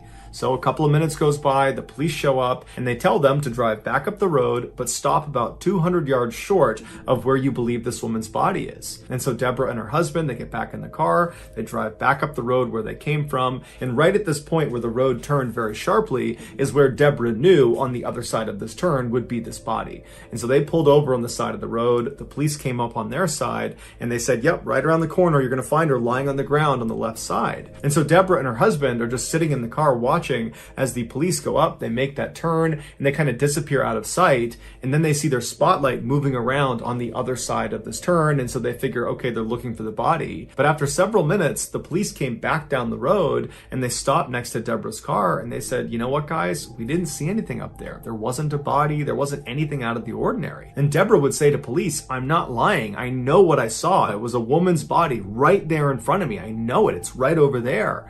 And they would tell her that, "We believe you, but we can't do anything because there's nothing up there." And so they told Deborah and her husband to just head home, and they did. After Deborah and her husband took off and were gone, the two responding officers drove back to their police station, and once they were inside, they began speculating about what Deborah might have seen. And as they were talking, another officer came into the station, a guy by the name of Rich Strasser, and he overhears them, and he goes over, he's intrigued, and he asked them, "What happened? What did you see?" And they explained to him that this woman, Deborah, had spotted a supposed dead woman's body up on Bullion Bend.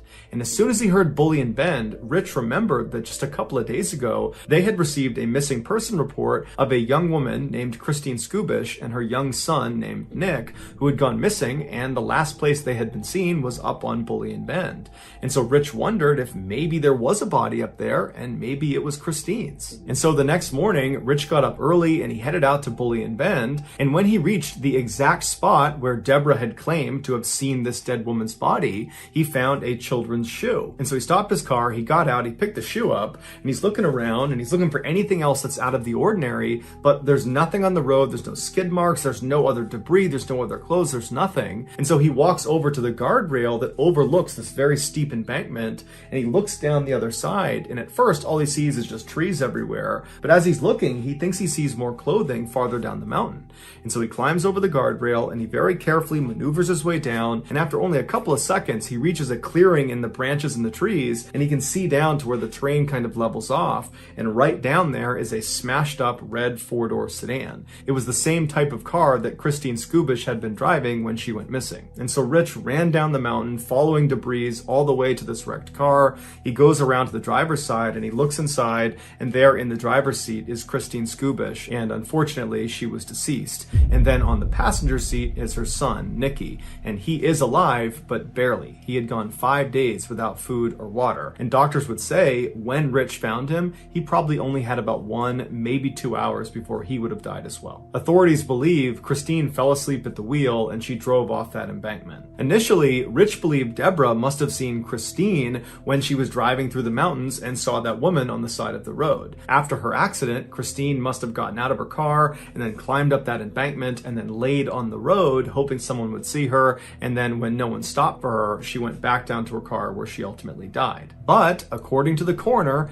that would have been impossible because when Christine crashed off the road, she died on impact 5 days before Deborah saw that woman on the side of the road. So it could not have been Christine. To this day, no one knows for sure who or what Deborah saw on the side of the road. But it is objectively true that Rich only investigated Bully and Bend and found Nikki alive because of Deborah's police report about this dead woman on the side of the road. And Deborah was only on that road because she'd had this totally weird middle of the night urge to suddenly leave a relative's house and drive up into the mountains, something she had never felt before and didn't really know how to explain. So either this is an extremely strange set of circumstances, or Nikki had a guardian angel. In early 1983, residents of the Cranley Gardens apartment complex in North London began complaining about their drains being clogged up. Initially, their landlord was dismissive and said, "Oh, it's just an old building, it's old plumbing, and that's why it's slow." But eventually, the landlord conceded and asked a plumber to come out and have a look. And so, on the evening of February 8th, an experienced plumber named Mike came out to Cranley Gardens, and after learning what the complaints were, he went around to the side of the building and he opened up a drain cover to have a look inside. As expected, when he shined his light down, he saw wads of hair and napkins and other things kind of mashed together, clogging up the pipes. And so he reached in and he began pulling this stuff out and putting it in a bucket right next to him. And then after he had cleared the majority of the obstruction, he reached his arm all the way into this pipe to feel around to see if there was anything in there that he just couldn't see. And at some point, as he was reaching, when his arm was almost completely into this pipe, his hand hit a major blockage. And so he moved his fingers around to try to feel what it was, but he couldn't tell. It was something that was fairly soft, but there were some hard things inside of it, like sticks or rods. So he grabbed a handful of this blockage and he pulled his arm back out of the pipe. He opened his hand, and what he was holding looked like ground meat, but it wasn't any meat he had ever seen before. And inside of this fleshy substance looked like little bits of bone. Now, Mike had cleared many pipes before, and he had never seen meat be the reason for a blockage. And so this whole situation just seemed really strange, and he decided, it's late, I'll just come back tomorrow with my supervisor so he can see what this is too. So Mike puts the cap back on the drain pipe and he walks out from behind the building back out towards his truck parked on the road. And as he's walking, two of the residents of this complex come out and they say, "Hey, did you fix the blockage? What was it?" And Mike would say no, he hadn't. And then he just kind of blurted out that there was meat in the pipes. That was what was causing the blockage. And then one of these two residents says, "Well, I bet people are just flushing their Kentucky Fried Chicken down the drains. That's what's causing it." And Mike looked at him and he was like, "Yeah, maybe." And then he just turned around, got in his truck, and he drove away. Early the next morning, Mike and his supervisor came back to Cranley Gardens and they went around to the side of the building. They undid that cap, and then Mike reached down inside expecting to feel this blockage, but where it should have been, there was nothing. Somebody had cleared the pipes. And so Mike and his supervisor are looking at each other, and Mike is like, "There's no way that cleared on its own. Someone had to have come out here and cleared it, but I don't know why they would have done that and still had us come out." But the men decide, what, maybe by chance it did just kind of slip through and cleared itself, so let's just continue the process and make sure each of the apartment buildings, their individual pipe is unobstructed. And when they checked these pipes, they found all of them were clear except for one, apartment number 23, whose pipe was blocked up with more of this meaty substance. Mike and his partner were already very suspicious of the fact that someone had snuck out here in the middle of the night and cleared the pipe. Probably. They didn't know if that happened, but it seemed likely. And now they're finding more of this weird meat substance coming from a particular apartment. And so the whole situation just seemed off. And so they told the landlord that they were not going to touch this. Somebody else had to come out and deal with this. And the landlord, after finding out there was meat jammed in the pipes, got really freaked out and called the police. The police showed up, they pulled this meat substance out of the pipes, and they sent it to a mortuary where a pathologist looked at it and said, "This is meat. It's human meat." And in particular, the stuff that was pulled out of apartment number 23's pipes is that of a human neck. So the police go back to Cranley Gardens, they go up to apartment number 23, they knock on the door, and when the door opens, they're hit with this overwhelming stench of just rotting flesh. And standing in the doorway of this apartment, the owner of the apartment, is this guy who's in his late 30s, early 40s, who introduces himself as Dennis Nielsen.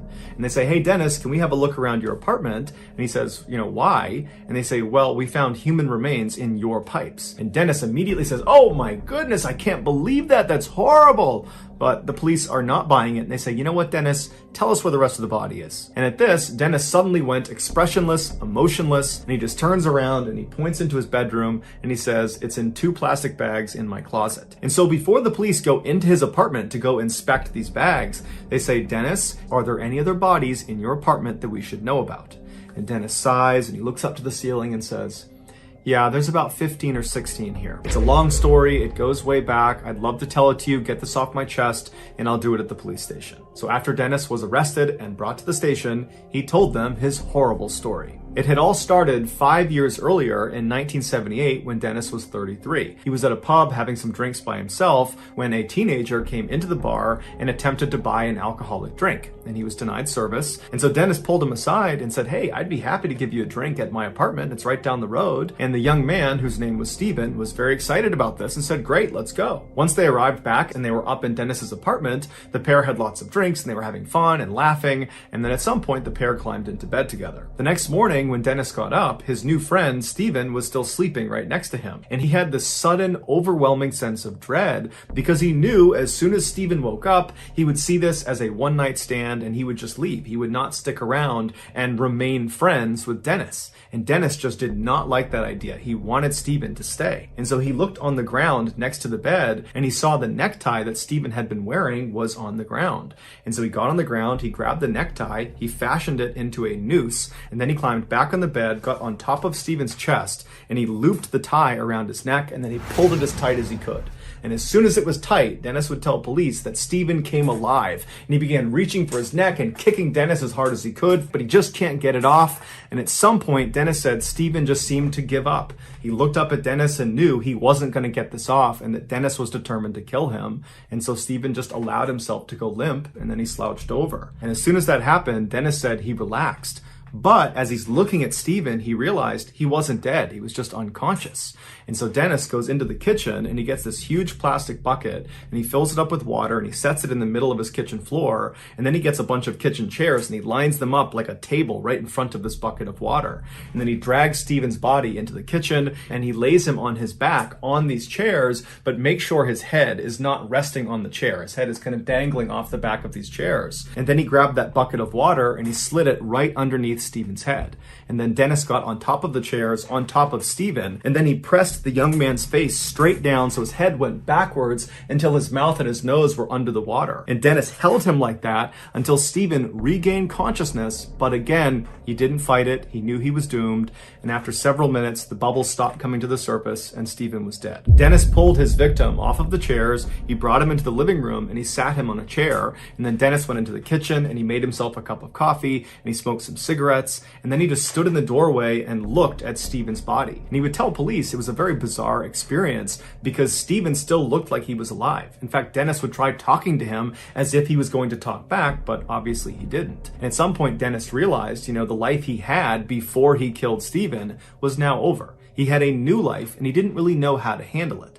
And so the first thing he thought to do was to clean Steven. So he took Steven's body and he brought him into the bathroom and he gave him a very long bath, cleaned his body, cleaned his hair. And then afterwards he got him out, he dressed him and put him into his bed. And then Dennis climbed into bed with him and laid with him. And he would tell police as he laid there, he suddenly felt overjoyed. Steven was not going to leave him. He was going to stay here as long as Dennis wanted him to. After laying with him for some time, Dennis realized he had to find a way to hide Steven's body in his apartment so no one could find him. And so he left his apartment and he went to a hardware store where he got an electric knife and a big storage bin. And he brought them back to his apartment, and as he was about to cut Steven up, he just couldn't go through with it. So instead, he just climbed into bed and took a nap next to Steven's body. When he got up again, he moved Steven's body onto the ground in his living room and covered him with a blanket. And then he went and made dinner and then sat in his chair in the living room right next to this body on the ground and watched TV for a while. When he was done watching TV and eating, he looked at the body on the floor and realized, he really hadn't made any progress in terms of hiding him somewhere in his apartment. And that's when he remembered he had a loose floorboard in his apartment. And so he went over to the loose floorboard, he pulled it up and he saw there was a space under the floors. And so he pulled a couple more boards up and then he he grabbed Steven's body and he attempted to force him down into this space. But by now, Steven's body had begun to stiffen up from rigor mortis. Specifically, his arms were outstretched like a Y over his head. And so as Dennis is trying to force him down in there, his arms were not allowing him to go down into that small space. So Dennis took Steven's body and he propped him up against the wall in his bedroom. So the body is against the wall, rigid, standing up with its arms up over its head, and Steven's eyes were still open. And then after that, Dennis just got in bed and fell asleep. So all night, this corpse is staring at Dennis in his bed. And then the next morning when Dennis got up, there was Steven still up against the wall with his hands in the air looking down at him. Dennis grabbed Steven's body and put it on the ground, and he began yanking and jerking and pulling on each of Steven's arms until they were pinned down by his side. And then after that, Dennis started working on his legs and his hips, and he began contorting him until he was small enough that he could pack him down under his floor. And then once he was under there, he just put the boards on top and went about his daily life. And for the next couple of days, he totally forgot about Steven. But a week after putting him under the floor, Dennis decided he missed Steven and he wanted to see him again. And so one night he opened up the floorboards, he looked down, and there was Steven, and Dennis would say it looked like he was dirty. So he pulled him out of the floor and he gave him another bath. And then after he had cleaned Steven, he pulled him out of the water, he dried him off, and he put him in the chair. And then Dennis took a bath himself in the same water he had just used to clean Steven. After a long soak in this tub, Dennis finally got out, he toweled himself off, he redressed Steven, and then he forced him back onto the floorboards and covered him up again. And he would remain there for the next 7 months until Dennis finally decided to dispose of him by burning him in a bonfire outside of their apartment building. And then after the body was completely incinerated and gone, Dennis remembered thinking, I can't believe I just got away with murder. And so he would do it again and again and again, killing at least 15 young men from North London, all by strangulation or by drowning or a combination of the two. And after he killed them, he would keep them stashed in his apartment for months at a time, in his closet, in his cabinets, in his bed, under the floors, all over his apartment. He had these bodies. And while these bodies were in his apartment, he liked to periodically take them out to spend time with them. He would tell police he found corpses to be beautiful. He was fascinated by them. But eventually, in 1983, he had so many bodies stashed all over his apartment that he knew he really needed to expedite getting rid of them. And so he began cutting them up and trying to force them down his drain, which eventually clogged the pipes. And so when Mike the plumber showed up and discovered this meaty substance in the pipes, and Dennis overheard him talking about it, that night after Mike was gone, Dennis had gone outside and attempted to clear the rest of the remains from the pipes. But he wasn't aware there were still remains stuck in the pipe that led to his specific apartment. Dennis Nielsen confessed to killing 15 young men and attempting to kill at least 7 others, and he was sentenced to life in prison. Dennis never showed any remorse, nor did he show any desire to want to be free again. He actually said he deserved to be in jail for what he did. In 2018, Dennis Nielsen would die in prison at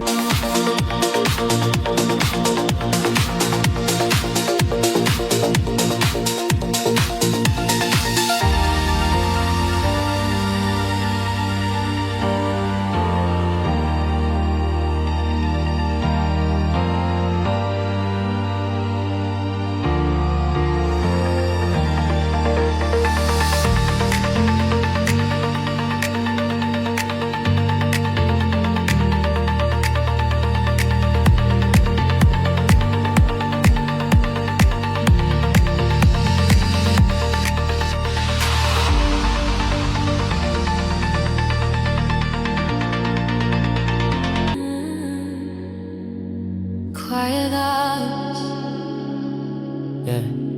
surrounded by faces, still feeling unseen, laughing on the outside, drowning in between. Phone full of numbers, no one to call. I learned being noticed ain't the same as being known at all. They ask how you doing, I say I'm fine. That word learned how to lie over time. I master smiling, hiding the cracks, carrying weight that never shows on my back. I scroll through moments I wasn't invited to feel, watching life happen through someone else's reel. I'm present, I'm breathing, I'm here somehow, but my mind feels distant from the the age of 72. So that's going to do it, guys. If you found the secret in today's video, let us know in the comments what it is and where you found it. So give us the timestamp. And if you're the first to do that, we will pin you at the top of the comment section.